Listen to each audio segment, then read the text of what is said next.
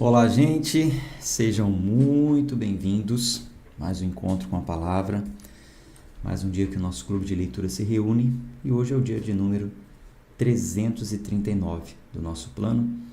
Vamos continuar e concluir hoje as cartas pastorais. Foram 1 Timóteo, segunda carta a Timóteo, agora a carta a Tito. Então, a introdução dessas cartas, a visão panorâmica sobre essas cartas, nós já falamos com vocês antes de iniciarmos a primeira carta a Timóteo, tá bom? Concluímos ontem a segunda e hoje então a gente inicia aqui a carta a Tito, a partir do capítulo 1. Vamos fazer a nossa oração? Senhor amado e querido, entramos em oração, porque diante da Tua presença já estamos, 24 horas, mas neste momento nos unimos em oração no nome de Jesus, para apresentar ao Senhor esse dia, este clube, essa leitura. Pedimos a Tua bênção, fala ao nosso coração, Senhor, abre o nosso entendimento. Oramos em nome de Jesus. Amém. Vou colocar aqui a Bíblia na tela e vamos à leitura de hoje. Muito parecida com as cartas a Timóteo, muito parecida a orientação. Na verdade, é uma orientação quanto ao comportamento cristão, quanto ao que eles deveriam fazer também no que diz respeito ao serviço, ao servir a obra de Deus. Por isso que nós vamos encontrar muitas semelhanças. Não há muito que se comentar aqui, mas devemos ler com um coração ávido pelo ensino, porque realmente ele vai falar aqui coisas pertinentes para os dias em que nós estamos vivendo. Então vamos à leitura. Capítulo 1. Tito, capítulo 1, versículo 1. Paulo, servo de Deus e apóstolo de Jesus Cristo, segundo a fé dos eleitos de Deus e o conhecimento da verdade, que é segundo a piedade, em esperança da vida eterna, a qual Deus, que não pode mentir, prometeu antes do começo do mundo. Mas, a seu tempo manifestou a sua palavra pela pregação que me foi confiada, segundo o mandamento de Deus nosso Salvador. A Tito, meu próprio filho, segundo a fé comum, graça, misericórdia e paz da parte de Deus, o Pai do nosso Senhor Jesus Cristo, nosso Salvador. Por esta causa te deixei em Creta, para que pusesses em ordem as coisas que ainda restam e estabelecesses anciãos em cada cidade, como já te mandei. Então fica claro aqui a missão de Tito, o lugar onde Paulo o destinou a princípio, Creta. Você está sendo deixado aí para colocar a casa em ordem, organizar a situação e, inclusive, levantar um ancião, alguém para cuidar em cada cidade, como eu já te mandei.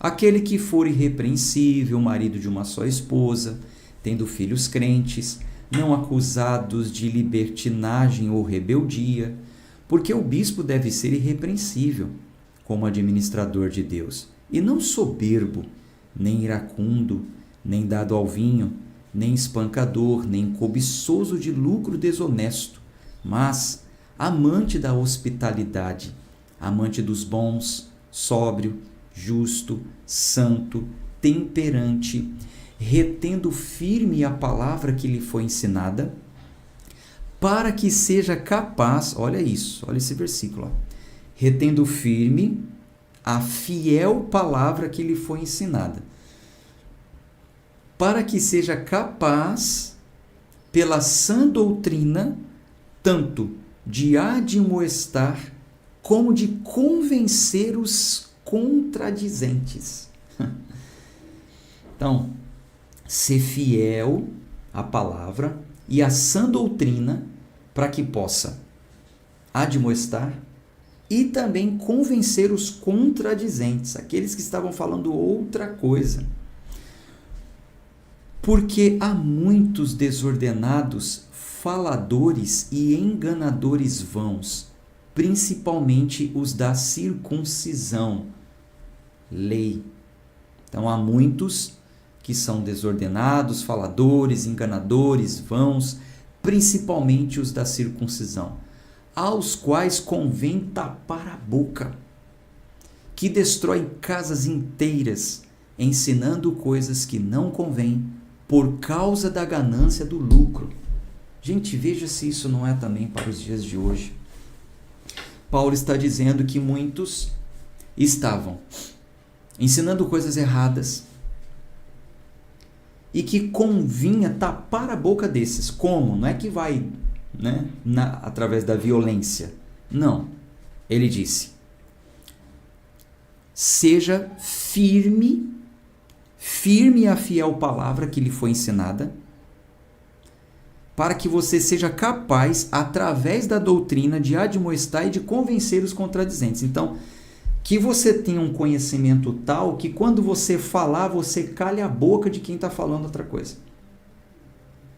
O falso ensino, o falso profeta, os falsos pastores, os lobos, estão falando alguma coisa. E essa alguma coisa, ela é prejudicial, como está escrito aqui, que destroem casas inteiras ensinando coisas que não convêm. Então, que você tenha uma palavra firme para dizer: não é assim. Falso ensino, é engano, é mentira, está errado. Que você seja firme na palavra para que quando você apresentar a defesa,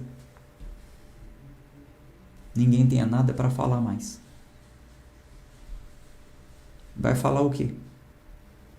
Pode querer inventar história, pode querer ficar doidinho, machucadinho, mas não pode ir contra a Bíblia. Pode chamar você do que for, menos de mentiroso.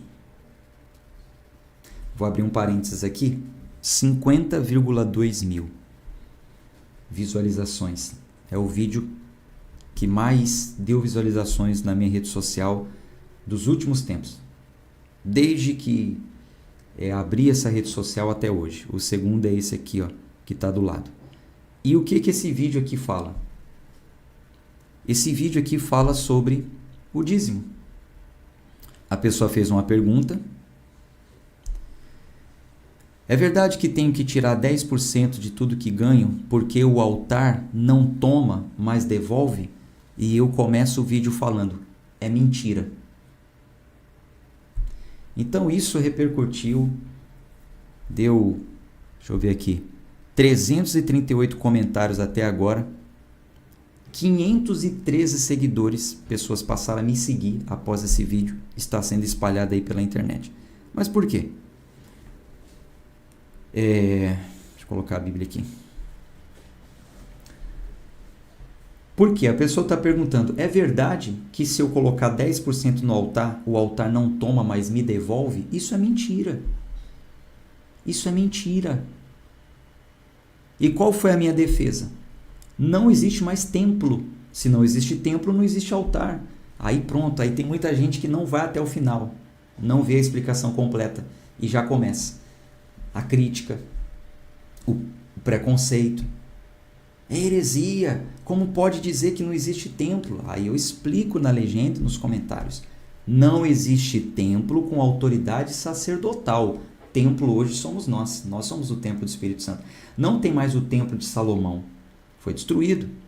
O templo reerguido por Herodes foi destruído. Jesus, quando esteve aqui, ele olhou para as construções do templo que estava em volta e do templo e disse: não vai ficar pedra sobre pedra, vai cair.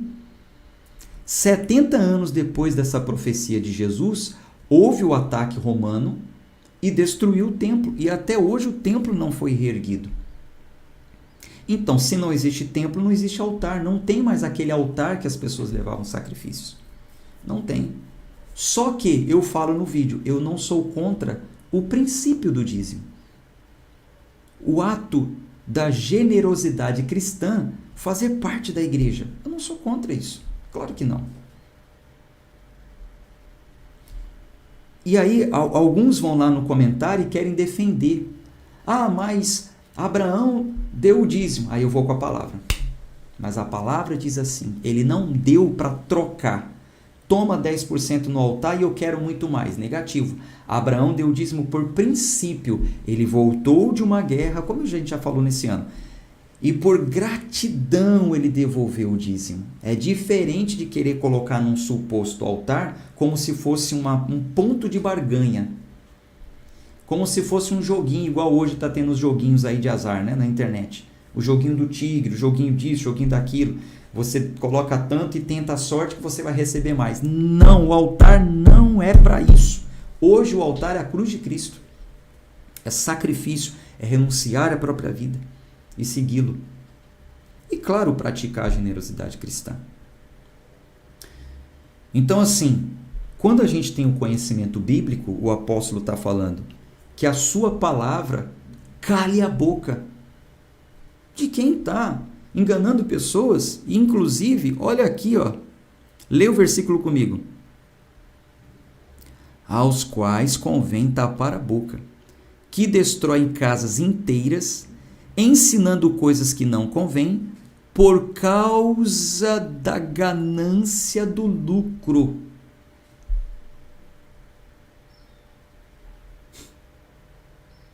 Trabalha na ganância. Dê que você vai receber muito mais. Visando o próprio ventre, como nós já lemos hoje, que o falso profeta ele visa o próprio ventre. E trabalhando nas pessoas, despertando essa ganância. Um deles, seu próprio profeta, disse: os cretenses são sempre mentirosos, bestas ruins, ventres preguiçosos. Lá em Creta, um deles mesmos já disse que eles eram preguiçosos, queriam ganho fácil, por isso que caem nos golpes, né? Este testemunho é verdadeiro, portanto, repreende-os severamente para que sejam sãos na fé, não dando ouvidos às fábulas judaicas, nem aos mandamentos de homens que se desviam da verdade. Você vê que coisa?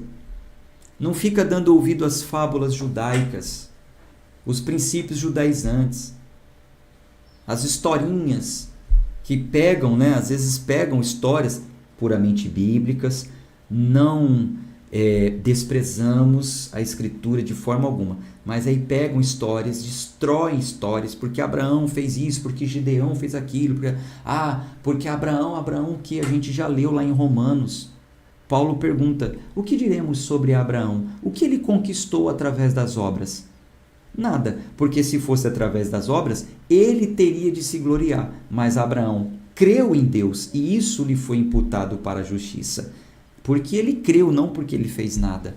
Mas aí contam histórias, fábulas, porque um homem chamado Abraão pegou o próprio filho, subiu ao altar. Enquanto ele estava andando 3 dias, o diabo falava: não sacrifica. Mas Abraão foi firme e sacrificou, e deu, e aconteceu, e lá. Então você também vai colocar um quepá na cabeça, você vai colocar uma estola sacerdotal, nós vamos ter o toque do chofar. Quando tocar o chofar, os demônios vão cair. Um monte de fábula, um monte de história. Doutrinas de homens, ensino de homens, não dando ouvidos às fábulas judaicas nem aos mandamentos de homens que se desviam da verdade. Para os puros, todas as coisas são puras, mas para os contaminados e infiéis, nada é puro. Antes, até sua mente e consciência estão contaminados. Eles professam que conhecem a Deus, mas com as obras o negam, sendo abomináveis e desobedientes e reprovados para toda boa obra. Eu sou profeta do Senhor, aí vai ver as obras do profeta do Senhor. Engraçado que os que estão entregando profecia aí, a troco de Pix, se você vê a teologia deles, uma teologia fraca, não conhecem a Bíblia, ensinos distorcidos. Aí vê as obras deles, a ostentação, a luxúria. Tito capítulo 2. Já eu vejo os comentários aí de vocês. Tu, porém, fala as coisas que convém à sã doutrina. Os velhos que sejam sóbrios, graves, prudentes, sãos na fé, na caridade e na paciência. As mulheres idosas que sejam sérias no seu comportamento, como convém às santas, não caluniadoras, não dadas a muito vinho, mestras de coisas boas, para que ensine as mulheres jovens a serem sóbrias e amarem seus maridos e a amarem seus filhos, a serem discretas, castas, cuidadosas da casa, bondosas, obedientes aos seus maridos, a fim de que a palavra de Deus não seja blasfemada. Exorta da mesma forma aos jovens que tenham mente sóbria. Em todas as coisas, te dá por exemplo de boas obras. Olha só, olha Paulo falando, Tito, em todas as coisas, te dá por exemplo. Seja o exemplo das boas obras. Na doutrina, mostra incorrupção, gravidade, sinceridade, linguagem sã, que não pode ser condenada, para que os que são de oposição possam ser envergonhados, não tendo nenhum mal a dizer que dizer de vós. Tito, você está indo para uma missão difícil, você vai ter que organizar a casa, lá tem oposição, lá tem falso ensino, então dê exemplo, seja, dê bom exemplo na doutrina, mostre incorrupção, não se corrompa, mostre sinceridade na sua linguagem sã, para que você não seja condenado, para que ninguém possa falar nada para te envergonhar, não tendo nenhum mal que dizer de vós. Exorta os servos a que sejam obedientes e seus próprios senhores em todas as coisas lhe agradem, não contradizendo, não defraudando, antes mostrando toda a boa fidelidade, para que sejam ornamento da doutrina de Deus, nosso Salvador, em todas as coisas. Agora, isso aqui é muito interessante. Essa semana, na rede social, estão divulgando um líder, até me marcaram na postagem dele, mas não vale a pena eu comentar lá. Não vale a pena e vocês vão saber por quê. A Bíblia vai te responder.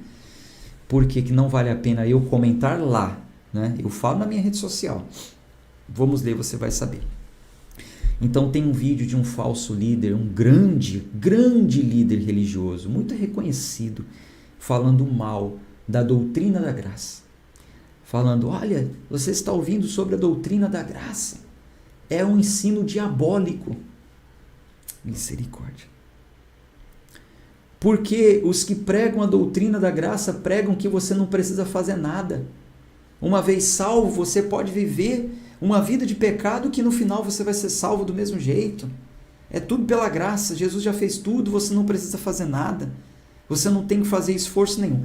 Primeiro que o contrário de graça não é esforço, o contrário de graça é mérito. Então não tem nada a ver. Quem foi alcançado pela graça, dizem eles que essa pessoa não tem que fazer esforço para ser salvo. Nada a ver. O contrário de graça é mérito. Graça, mérito. Não tem nada a ver com força, com esforço. Já está errado aí. Tá. Mas não é esse o evangelho da graça. Não é essa a doutrina da graça. Não é esse o ensino. E já falamos sobre isso o ano inteiro e temos mais um exemplo aqui. Versículo 11. Porque a graça de Deus que trouxe salvação, então tá claro, é a graça de Deus que trouxe salvação. Não foram esforços que trouxeram salvação. Um esforço há de ser apresentado em resposta a essa grande salvação. Mas veja, porque a graça de Deus que trouxe salvação manifestou-se a todos os homens, ou seja, está disponível a todos. Não é que todos serão salvos pela graça. Não é bem assim. A graça manifestou-se a todos, mas há aqueles que desprezam a graça, que não querem saber da graça de Cristo, da graça de Deus revelada em Cristo. Mas a todos foi manifesta, ensinando-nos, olha na tela, ensinando-nos que, renunciando à impiedade e às concupiscências mundanas, vivamos de maneira sóbria, justa e piamente nesse mundo presente. Então, o que a graça nos ensinou? A graça nos ensinou que a salvação veio de Deus e que ela também nos ensina que devemos renunciar à impiedade, à concupiscência mundana. A mesma graça que me ensina, sou salvo pela graça, me ensina, mas a partir de agora você tem que renunciar à vida mundana. Aí me vem um falso líder de meia tigela, querer dizer que conhece o ensino da graça? Falando que a graça quer dizer que você foi salvo e não precisa fazer mais nada? Ah, cala a boca. Cala a boca antes de falar da graça. Põe a mão na boca. Como disse aqui Paulo a Tito, esses devem calar a boca. Estão deturpando a palavra. A mesma mensagem que nos ensina que Deus nos trouxe salvação pela graça é a mensagem que ensina que devemos renunciar. Uma vida mundana, libertina, não faz sentido. Aguardando a abençoada esperança e o aparecimento glorioso do grande Deus e nosso Salvador Jesus, o qual se deu a si mesmo por nós para nos remir de toda iniquidade e purificar para si um povo peculiar, zeloso de boas obras. Olha na tela aqui, ó. Ai, Jesus. Então, a salvação veio pela graça e está disponível a todos. Mas, em resposta a essa grande salvação, vamos renunciar uma vida mundana, aguardando o retorno de Cristo, sendo nós pessoas zelosas de boas obras. Vamos praticar boas obras. Fala dessas coisas e exorta e repreende com toda autoridade, que ninguém te despreze. Então, eu estou me apossando de uma ordem apostólica para exortar e para repreender com toda autoridade esse falso ensino que deve ser calado. Hoje eu vou postar mais um vídeo na minha rede social falando exatamente sobre isso aqui. Exatamente esses versículos que nós lemos aqui. Para ver se chega até alguns, né? E para alguns cala a boca desses falsos ensinos. Tá, mas e por que não fala com a pessoa que está errada? Por que não vai lá na rede social da pessoa que está errada? Eu vou te dizer por quê, seguindo a orientação aqui do apóstolo Paulo a Tito. Capítulo 3, versículo 1. Admoesta-o a que sejam submissos aos principados e potestades. Não é demônios, tá, gente? São divisões de organização. Admoesta-os para que sejam submissos aos principais, né, vamos dizer assim, aos principados e potestades, que detêm poderes, autoridade. Que obedeçam os magistrados e estejam preparados para toda boa obra. No final, vejo os comentários, tá, gente? Que de ninguém falem mal.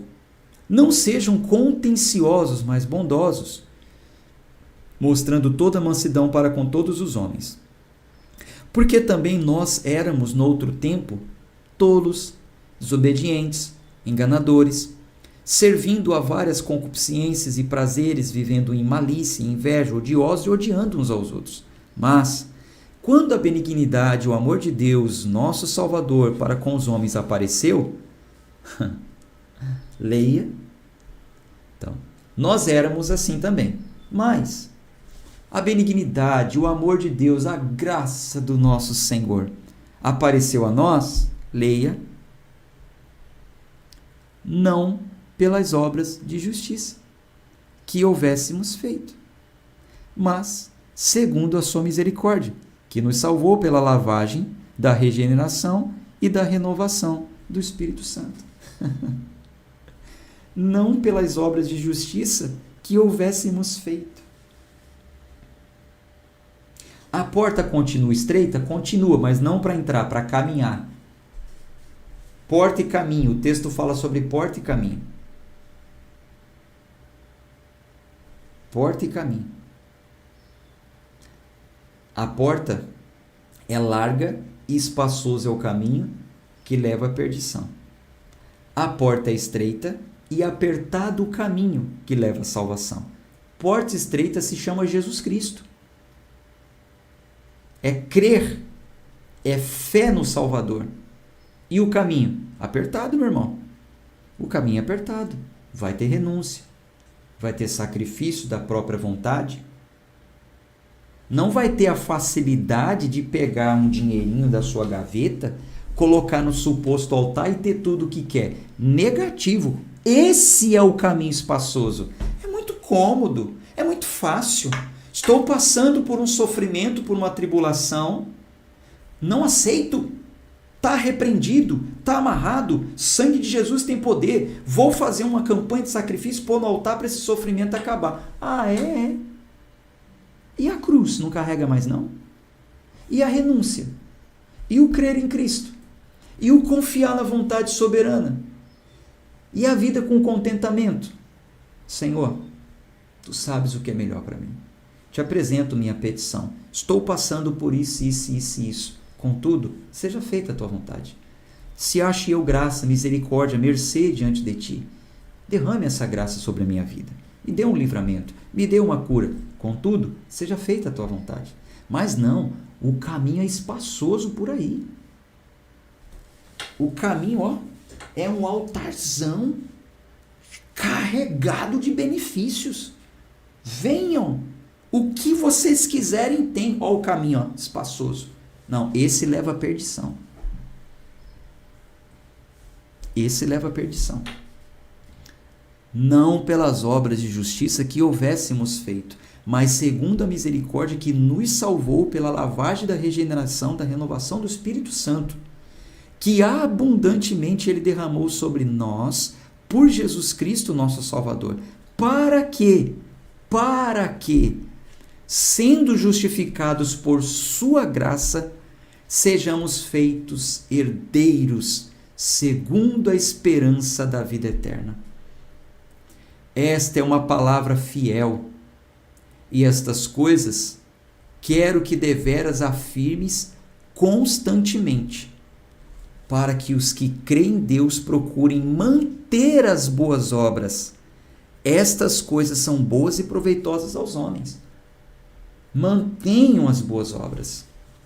Então, eu quero, Tito, que você fale sobre essas coisas. Mas diga o seguinte: mantenham as boas obras, porque as boas obras são proveitosas aos homens. E as boas obras que devem ser praticadas não são os esforços para alcançar bênçãos. As boas obras, como bem disse Tiago, é ajudar os órfãos, as viúvas e manter-se incontaminado desse mundo. Aí Tiago vai e fala assim: você diz que tem fé? Eu vou te mostrar a minha fé com as minhas obras. Ou seja, não é só dizer que tem fé, tem que praticar as boas obras. Só que o contexto das boas obras lá de Tiago é caridade, amor ao próximo. Ajude as pessoas, ajude o reino a avançar. Seja um cristão generoso. Porque essas coisas são proveitosas aos homens. Beneficia a comunidade. Mas evita questões tolas, genealogias e contendas e debates acerca da lei, porque são inúteis e vãs. Evita. Evita debate. Aí às vezes me fazem perguntas que eu não entro nesse tipo de pergunta. Mas a guarda do sábado, o comer isso, o comer aqui, coisas acerca da lei. Eu não vou entrar nesse tipo de coisa. Eu falo, eu mostro o que a Bíblia diz, o que o Novo Testamento diz, e está tudo certo, eu vou em frente. Agora, heresia, aí eu vou para cima. Firme. Porque essa é a ordem apostólica. Essa é a ordem do nosso Senhor. Mas esses debates, aí me marcaram lá. Olha aqui, pastor, o que esse falso líder está falando? Aí eu fui ler os comentários e uma pessoa defendeu a graça com muito respeito. Colocou lá, líder fulano, olha, em parte está certo. Em parte está certo o que está falando. Por quê? Após a pessoa ser alcançada, ela precisa praticar boas obras. Mas não diz que é o que nós fazemos que nos salva. Sabe o que esse líder respondeu? Ignorante, não qualificado a ser um bispo, porque as qualificações de um bispo é que ele seja pacificador, brando, manso, cordial, cortês, humilde, apto para ensinar. Como a gente já leu aqui, Sabe o que ele respondeu? Ele respondeu assim: ó, eu revisei a postagem e não encontrei a frase "dê a sua opinião". Esse post não é para pedir opinião de ninguém. Quem crê, crê. Quem não crê, passa para o próximo. Aí você acha que eu vou falar alguma coisa ali? Olha o que ele disse. Esse post não é para pedir opinião. Vai em frente. Olha o que o apóstolo falou aqui, ó. Grife aí na sua Bíblia. Ao homem que é herege, depois da primeira e segunda admoestação, rejeita. O herege foi admoestado uma vez? O herege foi admoestado a segunda vez?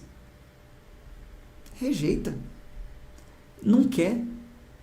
Quer viver no engano. Sabendo que aquele que é assim está pervertido e peca, estando condenado em si mesmo. Posso fazer nada. E se tem algum herege aqui assistindo essa leitura, porque tem alguns, e quando eu falo assim, não é para te depreciar não, porque eu sou um ex-herege. Mas tem alguns que estão assistindo a leitura desse ano para conhecer, tá? Maravilha. Se você é um herege, se você está em um ambiente onde você ensina heresias, meu irmão, minha irmã, se arrepende. Desperta. Abandona essas práticas. A palavra está te exortando. 1, 2, não quer ouvir?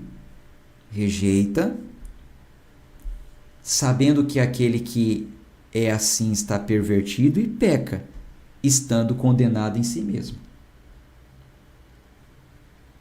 Bom, o aviso está aí. Quando eu te enviar a Artemas ou Tíquico, sê diligente ao vir ter comigo em Nicópolis, porque determinei invernar ali. Conduza diligentemente Zenas, o advogado, e Apolo em sua viagem, para que nada lhes faltem. Tito, prepare para que não falte nada na viagem deles, tá? E os nossos irmãos aprendam também a manter as boas obras nas coisas necessárias, para que eles não sejam infrutíferos. Então, olha aqui as boas obras. Tito, os nossos irmãos vão precisar fazer uma viagem. Não deixe faltar nada para eles. Fale com os nossos irmãos que eles pratiquem as boas obras. Que eles mantenham as boas obras nas coisas necessárias. Para que eles sejam frutíferos. Tem que dar fruto. O cristão tem que dar fruto. Onde eu posso ajudar, onde eu posso servir, como eu posso ser útil. Todos os que estão comigo saúdam-te. Saúda tu os que nos amam na fé. A graça seja com todos vós. Amém. Encerro da mesma forma. Que a graça seja com todos vós. A doutrina da graça não é uma doutrina demoníaca. Demoníaco é perverter esse ensino, visando os próprios interesses. Porque onde o evangelho da graça chega, a barganha tem que acabar. As pessoas entendem, aprendem, e a esperança do lucro dos falsos líderes religiosos se desfaz. Por isso incomoda tanto. Meu irmão, minha irmã, a sua salvação é de graça. Só que você vai ter que apresentar as boas obras em resposta a essa salvação. Meu irmão, minha irmã, o Espírito Santo é de graça. Você não precisa fazer campanha com cunho financeiro para receber o Espírito Santo. Isso é uma blasfêmia. Isso é uma heresia. Isso é um falso ensino. Meu irmão, minha irmã, você não precisa pagar para ser curado. Você não precisa pagar para ser abençoado. Você precisa crer, se entregar, confiar na providência e praticar as boas obras em resposta a tão grande salvação. Nós estamos chegando ao final já do nosso plano, hein? Vamos em frente. Para quem vai, um abraço de fé e força.